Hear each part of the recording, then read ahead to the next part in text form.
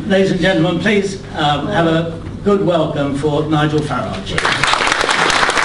Rollo has set this meeting up, and I know there are many people in this room tonight who come from a business background.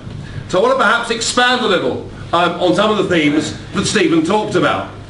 I was invited to Twickenham earlier this year for the England-France game, and I was invited by a firm of employment headhunters.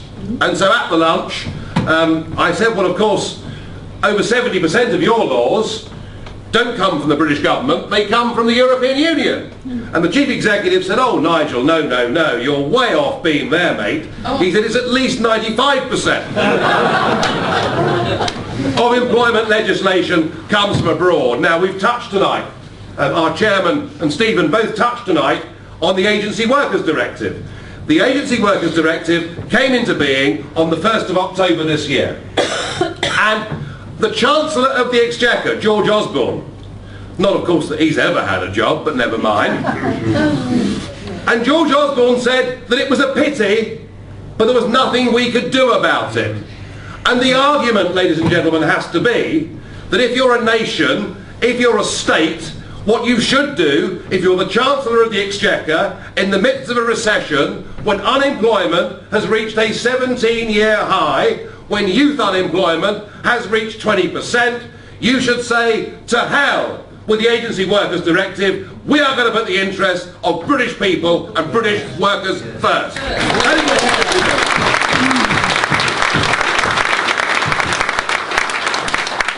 And the list goes on through health and safety, the Height at Ladders Directive. I mean, do we really need legislation to tell us that working on ladders is dangerous? I don't think we do.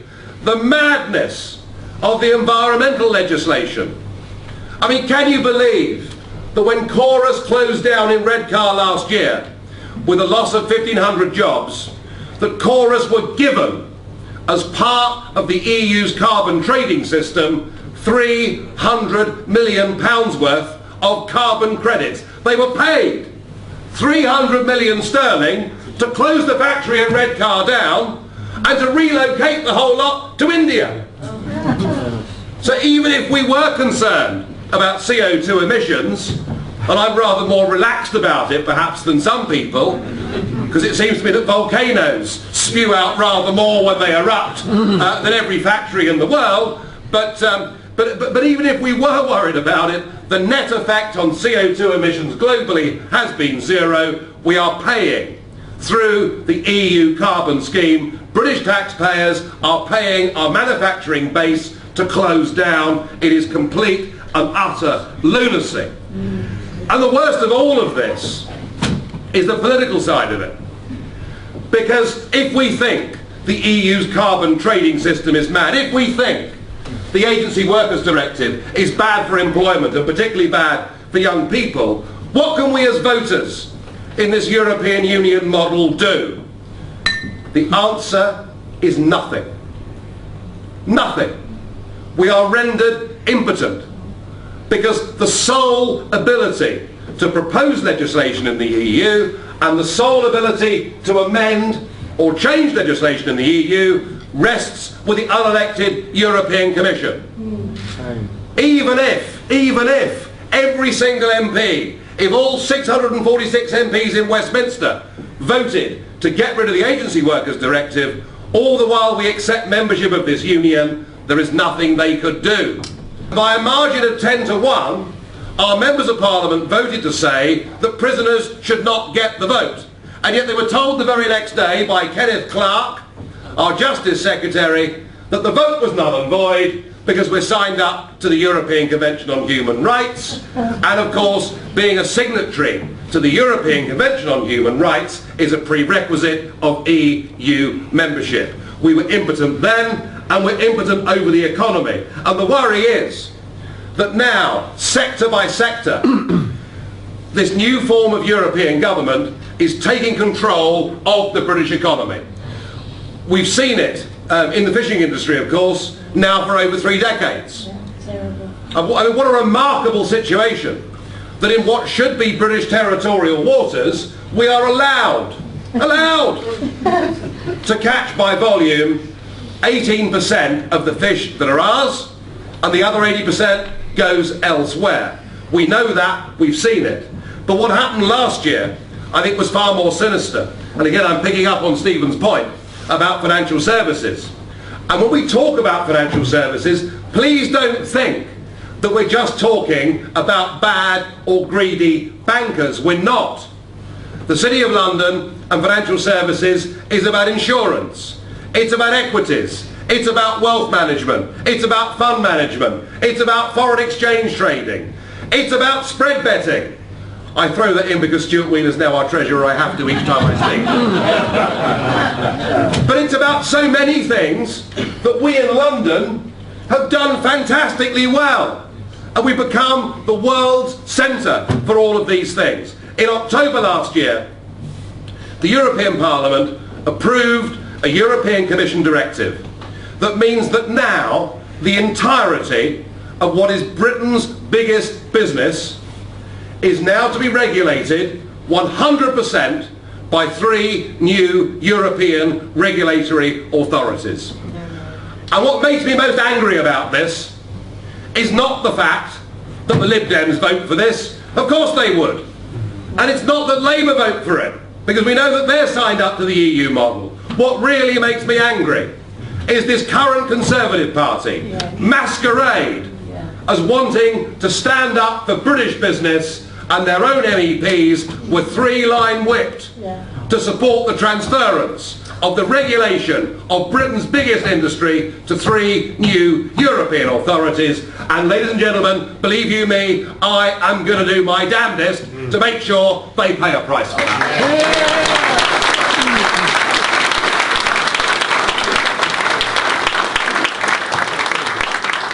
And what of trade? What of trade? We're living in a new global economy and nothing is going to change that. And in fact, as we in the EU decline, much of the new world is still growing. Much of it at 4 and 5% a year, as was mentioned earlier.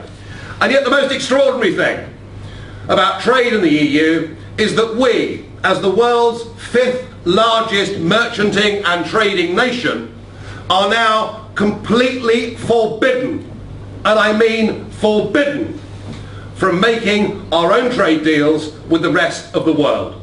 This country has thrived and survived for over 5 centuries as a merchanting, trading nation. That is what we are.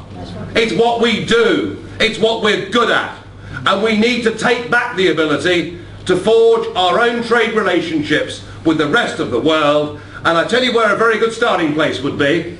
A very good starting place would be with an association of countries that now has within it 30% of the world's population, most of whom, William, have common law, all of whom speak English, many of whom are our own kith and kin. It's about time we re-established our relationships with trade, not just with our European neighbours, but with the Commonwealth.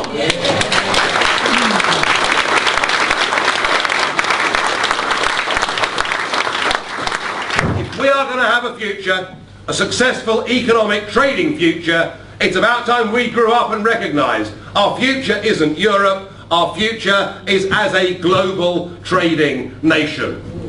Now the question is, how do we do all of this?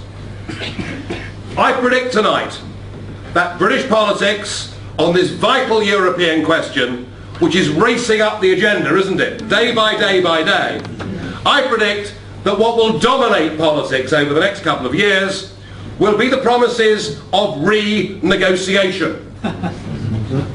Yes, yes. Even Nick Clegg will promise to renegotiate, quite what I don't know. But renegotiation.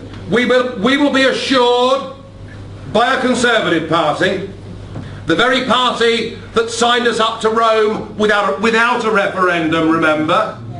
The very party that has been actually the party of Europe more than Labour over the last 4 decades, will be assured they're going to renegotiate. Well, ladies and gentlemen, believe me, the crisis in the EU and the crisis in the Eurozone is so great and so compelling that there is nobody there with the appetite to renegotiate. In fact, they're doing the very opposite to that. They are trying, the architects of this euro failure are trying to use this crisis to gain yet more power. There is no debate about giving power back to anybody. And anyway, because of the ratchet by which European rules are made, rules can be made by a majority vote, but can only be reversed by a unanimous vote. Oh, yeah. They're clever, this lot, aren't they? Yeah. I mean, they really are clever. I don't think there's any prospect of renegotiation. And whilst I understand the arguments that are made, I actually think that the British public, and I think now that many, many businesses too in this country are saying, look, what we want is the kind of deal that the Swiss have, the kind of deal that the Norwegians have. Both of those countries sell far more of their foreign produce to the European Union countries per capita than we do. And they do that through a simple free trade arrangement. They do that without membership of the European Union. And that's being offered to us by the people running the EU. Even Giscard d'Estaing, the grand, glorious, almost regal Giscard, the man that designed the European Constitution. And I remember the day that he launched it, and I was their chairman at the press conference, and a journalist asked a question and said, but Giscard, you talk with this treaty about a European foreign policy.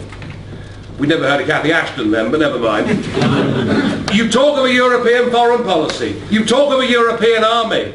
Surely you must understand that in the face of this, the British will never accept it. And Giscard said, the British need to understand that if they don't accept this treaty, they will be relegated to the status of a country like Switzerland.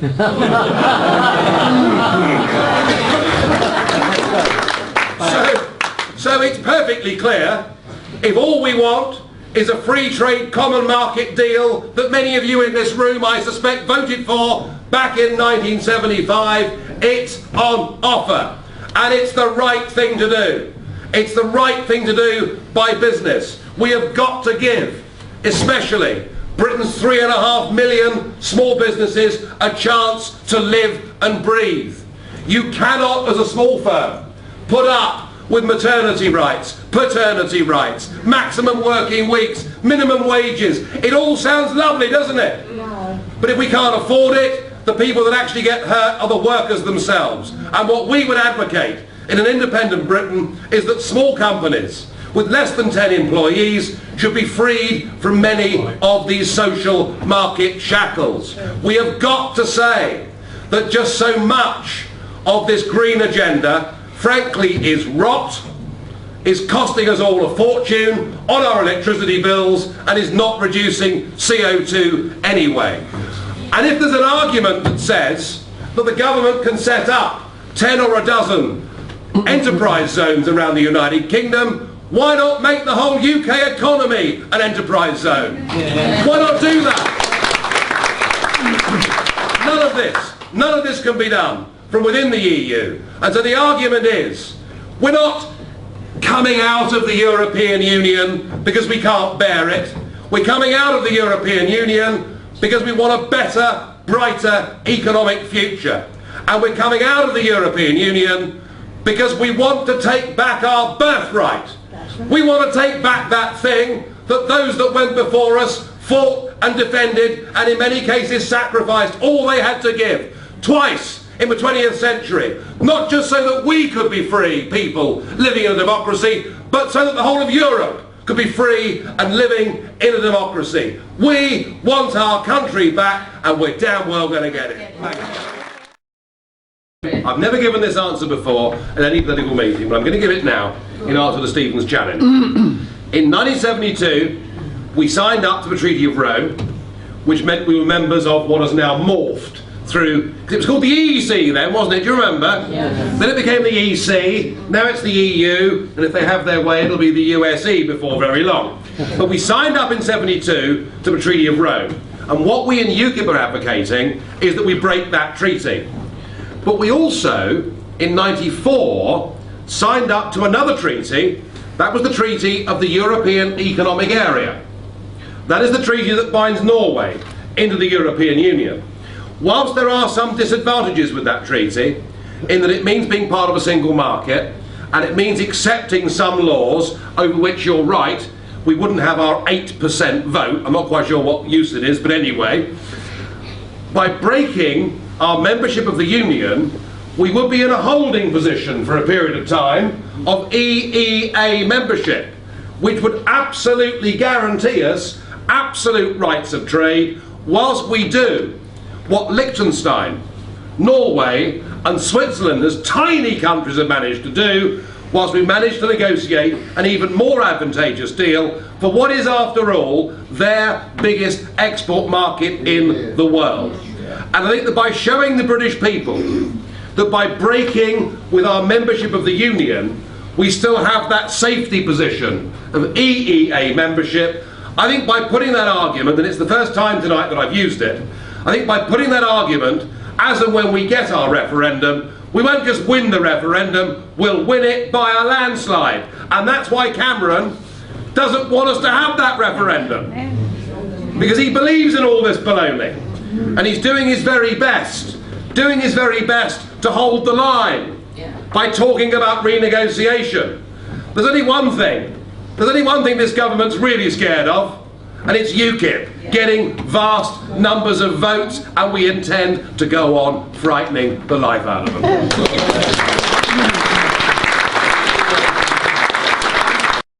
But what I can't understand is this, that, you know, my father was always a trade unionist. Why is it that the trade union leaders are not looking after their workers? Surely they must have known that these jobs were going. It's no good demonstrating after.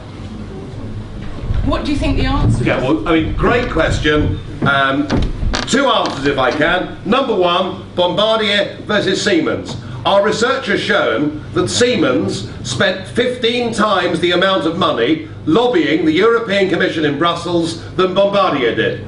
All of which goes to show this system of government where the unelected bureaucracy makes the law plays into the hands of giant business at the expense of smaller businesses every single time. So Siemens are very clever, they know what they're doing. I do feel desperately sorry for Derby, over Bombardier, over what's happening, and I'm not anti-competitive in any way at all, but my goodness me, unlike Gordon Brown, when we say British jobs for British workers, we damn well mean it, all right? The second part of your question is very interesting, because if you think about it, all the way through the 60s and 70s, and much of the 80s, it was the left on British politics that was opposed to the European project. They were opposed to it on the grounds we'd lose our democracy. They were opposed to it on the grounds that it would be bad for British workers.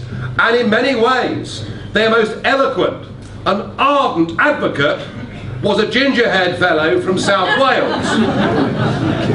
I think one or two have got who he is. Yeah, Kinnock. Kinnock was there. He was passionately opposed to this whole European project until sufficient pieces of silver were found, and that is what has happened with the British left. They have literally bought the trade union leadership. Oh, and how they enjoy their trips to Brussels and their evenings out in the nightclubs.